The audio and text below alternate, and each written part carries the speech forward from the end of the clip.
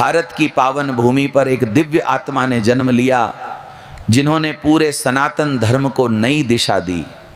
उनका नाम था आदि गुरु शंकराचार्य, अद्वैत वेदांत के महान प्रचारक। बहुत कम आयु में उन्होंने वो ज्ञान प्राप्त किया जो जीवन का अंतिम सत्य सिखाता है।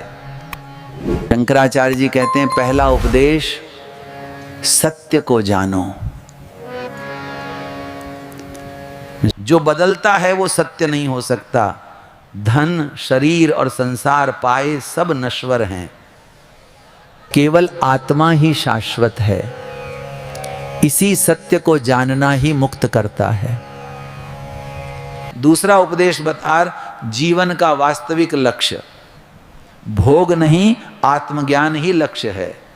जो अपने भीतर झांक लेता है वही सच्चा विजेता कहलाता है। बाहरी जीत क्षणिक होती है, भीतरी जीत ही शांति देती है।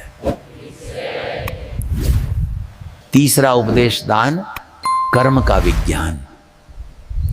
कर्म से कोई बच नहीं सकता, लेकिन कर्म में आसक्ति छोड़ना जरूरी है। कर्तव्य करो, फल ईश्वर पे छोड़ दो। यही भाव जीवन के तनाव को समाप्त करता है और मन को स्थिर बनाता है। चौथा उपदेश बाइट, वैराग्य का रहस्य।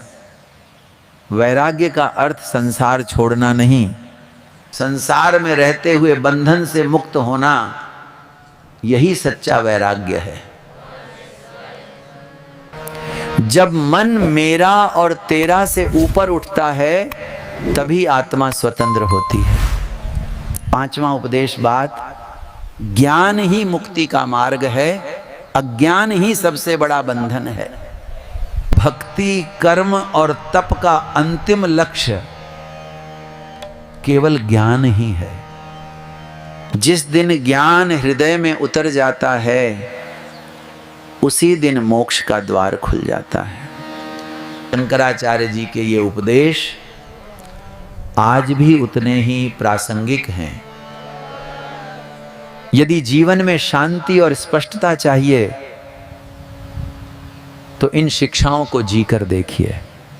जब जीवन साधना बन जाता है तब हर क्षण ईश्वर से जुड़ जाता है। ऐसे थे आदि गुरु शंकराचार्य, ज्ञान, वैराग्य और कर्म के अमर मार्गदर्शक।